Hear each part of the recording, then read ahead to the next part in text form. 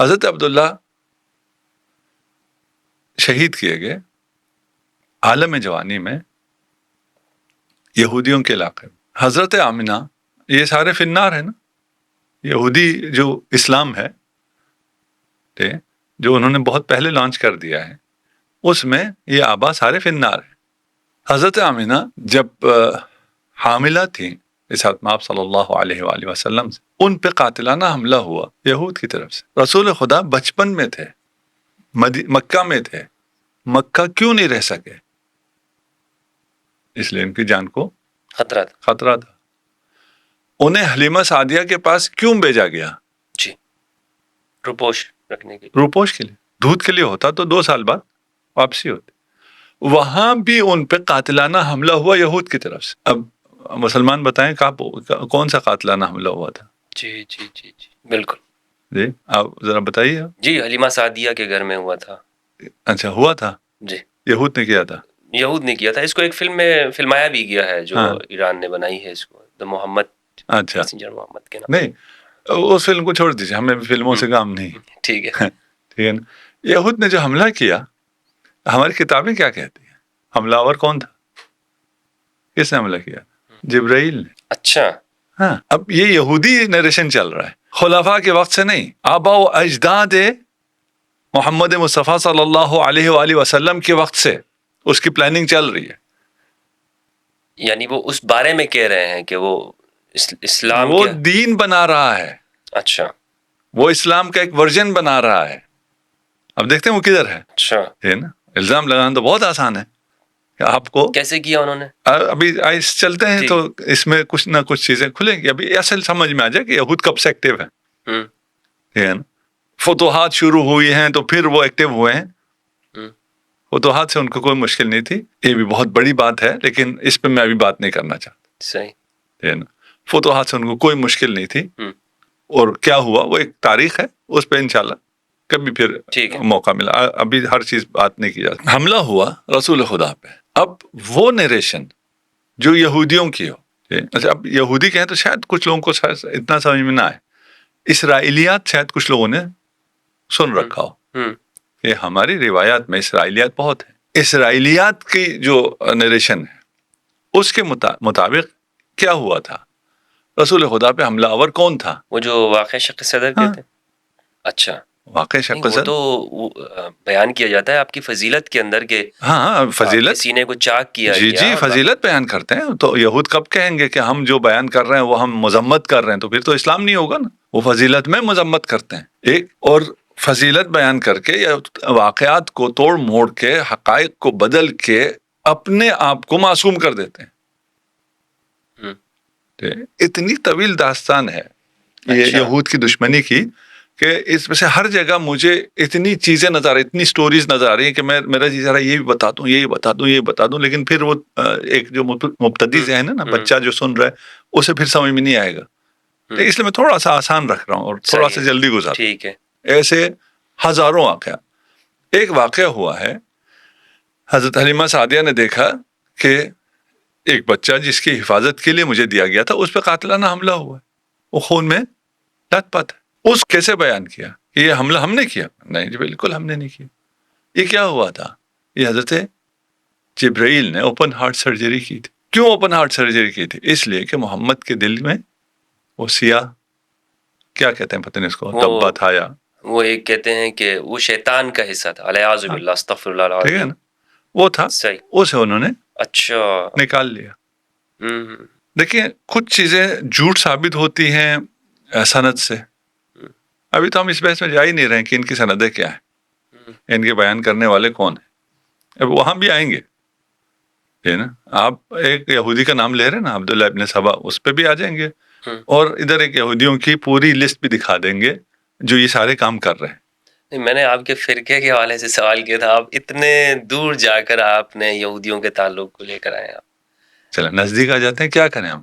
نہیں وہ وجہ یہ ہے کہ اصل میں چونکہ یہ بات لوگوں کو سمجھ میں شاید نہ آئے نا کہ اس کو جو بیان کیا ہے اتنے عرصے تک بیان کیا، ایک فضیلت کے طور پہ بیان کیا ہے لوگ. نہیں ابھی تو ہم بیان کرتے ہیں نا. اس کو ذرا سمجھ لیں، اس کے بعد ذرا دیکھتے ہیں کہ کس کانٹیکس میں بیٹھتا ہے. ایک جھوٹ ہونے کے لیے سند، یہ باتیں کس نے نقل کی ہے، وہاں سے پتہ چل جاتا. یا اور قرائن بھی ہو سکتے. ایک جھوٹ ہونے کے لیے حقائق ہیں. آپ کو حقائق پتہ چل جائے تو پتہ چل جاتا ہے کہ یہ نریشن جھوٹ ہے. اس زمانے میں اوپن ہارٹ سرجریز نہیں ہوتی تھی، اس لیے لوگوں کو پتہ نہیں تھا کہ پتہ نہیں اگر انسان کا سینہ چاک کیا جائے اس میں سے نکلتا ہوگا، سیاہ دبا ہوگا. اور نعوذ باللہ رسول خدا محمد مصطفیٰ صلی اللہ علیہ وآلہ وسلم کے بھی کچھ ایسے میں آگے بول بھی نہیں سکتا. بالکل کہ کچھ تو ہوگا نا جس کی وجہ سے یہ دبا آیا ہے. پتہ نہیں کیسے بیان کر دیا انہوں نے. ہاں یہودیوں نے بیان کیا نا، یہودی نریشن ہے. آپ کہہ رہے تھے فضیلت ہے. ابھی آپ کی بھی زبان چل رہی، میری بھی زبان چل رہی جی. اگر سوچیں اگر اس بات ٹھیک ہے نا، تو یہ کہاں سے فضیلت ہے جو آپ سیرت میں، فضائل میں، احادیث میں، صحاح میں سب جگہ بیان کیے چلے جا رہے ہیں. آج روزانہ کتنی ہارٹ سرجریز ہوتی ہیں؟ ہزاروں میں. روزانہ ہزاروں میں ہوتی ہیں. کس کی ہوتی ہیں؟ کافر کی بھی، فاسق کے بھی، مرتد کے بھی، مسلمان کے بھی، پتہ نہیں ہر قسم کے لوگ. آج تک کسی کے دل میں سے کوئی سیاہ دبا نکلا ہے؟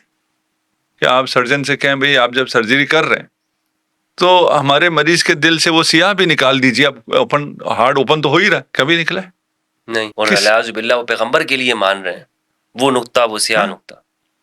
اچھا اس روایت میں یہ بھی ہے کہ یہ ہر انسان کے ساتھ ہوتا ہے. وہ آج جھوٹ ثابت ہو گیا نا، نہیں ہوتا ہر انسان. آج تو جھوٹ ثابت ہو گیا. دیکھیں وہ فزیکل کہہ رہے ہیں نا. دیکھیں اگر فزیکل نہ ہوتی کوئی چیز جی تو پھر اوپن روحانی ہوتا یا مانوی ہوتا. اوپن ہارٹ سرجری تو نہ ہوتی، خون تو نہ ہوتا، سینہ چاک تو نہ ہوتا. یہ تو فزیکل ہے. فزیکل ہر انسان کے ساتھ ہوتا ہے. جھوٹ ہے. جیسے ابھی کہتے ہیں جی دنیا گول نہیں ہے، اس کے لیے کوئی روایت بتانے کی ضرورت نہیں کہ یہ روایت کے سند صحیح ہے. انسان نے ابھی اپنے آنکھوں سے دیکھ رکھا ہے دنیا کہ دنیا کیسی. یہ بھی انسان نے اپنی آنکھوں سے دیکھ لیا ہے کہ کسی بھی انسان کے، کسی بھی جتنا بھی گناہ گار ہو، ابھی آپ ٹرمپ کا بھی اگر سینہ چاک کریں تو اس میں بھی کوئی ایسی کوئی سیاہ چیز نہیں، فزیکل کوئی چیز نہیں. جھوٹ. پھر جبرائیل کو جب اس نے سرجری کی ہے تو بے ہوشی کا ڈاکٹر تو ساتھ نہیں تھا، اس لیے رسول خدا نے شور کیا. رسول خدا کے شور کی آواز آئی ہے حلیمہ سعدیہ کو. ابھی کی سائنس دیکھیے، سائنس اس زمانے میں تو اوپن ہارٹ سرجری تھی ہی نہیں. اس کے بعد بھی جب سرجریز آئی ہیں تو بھی انستھیزیا کا سسٹم نہیں تھا. پھر سرجری آئی، پورا انسان کو چاک کر دیا جاتا تھا. ابھی سرجریز آ گئی ہیں، 2-4 ہول کرتے ہیں، اس سے وہ اپنا آپریشن کر لیتے ہیں. ابھی ہم ہو سکتا ہے ہماری زندگی میں ہی آ جائے، یہ مشینیں ایجاد ہو رہی ہیں کہ آپ کی ہارٹ سرجری کے لیے آپ کے ہول کرنے کی بھی ضرورت نہیں ہے. مشین ہوگی، آپ کو لٹایا جائے گا، وہ اوپر سے ہی یہ ساری چیزیں ٹھیک کر دے گا، شریان بھی کھول دے گا، سب کچھ کر دے گا. یہ ابھی ہونے جا رہا ہے. ویسا سرجن تھا اس نریشن کے مطابق. طولانی ہو گئی، میں کسی بات پہ زیادہ نہیں رکنا چاہتا. یہ نریشن کہاں سے آئی ہے؟ یہود سے آئی ہے. کیوں آئی ہے؟ یہود کو بچانے کے لیے آئی، اور وہ اسلام کے خلاف انہوں نے کھڑا کیا.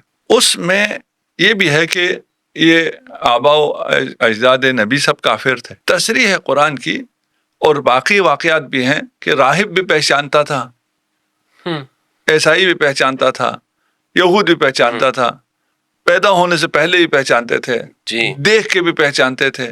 اگر نہیں پہچانتے تھے تو خود رسول خدا کے والدین نہیں پہچانتے تھے. یہ بڑا عجیب معاملہ ہے. وہ راہب، وہ نستوہا شام کے اندر وہ پہچان گیا کہ یہ آنے والے وقت کے اندر اس کی بڑی عظیم ایک شان ہوگی، لیکن جناب ابو طالب نہیں پہچانتے. جن کے ابو طالب کو پتہ نہیں چلا، جن کے ذمے حفاظت ہے انہیں پتہ نہیں ہے. یہ اللہ کی حکمت عجیب ہے. اور اچھا یہ ساتھ میں یہ کعبہ کے متولی بھی ہیں، کعبہ بھی سنبھال رہے ہیں، سب کچھ ہے، لیکن ان کو پتہ نہیں ہے. انہیں پتہ نہیں، کیونکہ یہودی نریشن ہے، یہ ساری یہودی نریشن ہے. اچھا ابھی آپ ایک آدھ جگہ تلاش کر رہے ہیں نا کہ یہودیوں نے کدھر کیا کیا ہے. اگر آپ میری بات پہ آ رہے ہیں کہ جہاں سے میں لے کے چل رہا ہوں، تو یہ بڑا پھر اس کے بہت یعنی شاید جس بچے کو سمجھ میں آئے اس کو آج رات نیند نہ آئے. ہلا کے رکھ دیا ہے اپنے دماغ کو. اگر یہ تو لوگ ہل جائیں گے جو سن رہے ہیں، کیا ہو رہا ہے، کیا ان کے ساتھ، یہ کس کو یہودیوں کی ایجاد کہہ رہے ہیں اور ان کے ساتھ کیا ہو رہا ہے. ٹھیک ابھی ہم کسی کو کوئی الزام نہیں لگا رہے, ہم تو کوئی نہیں کہہ رہے کون ہے. نہیں, آپ نے تو الزام نہیں لگایا, لیکن چونکہ اتنا بڑا طبقہ حضرت, اتنا بڑا طبقہ کان پکا دیے انہوں نے کہ یہ وہ گروہ ہے, یہ وہ گروہ ہے کہ جو یہودیوں نے ایجاد کیا. وہ ایک بندہ آیا اور اس نے اتنی ایک لسٹ بنا دی اور لوگوں سے کہا کہ علی کے بارے میں یہ کہو, علی کے بارے میں یہ عقیدہ رکھو اور یہ رکھنے رکھ. مطلب یہ پوری دنیا کو لگا دی انہوں نے, ایک اکثریت کو مسلمانوں کی, اور اسی میں دور کر دیا.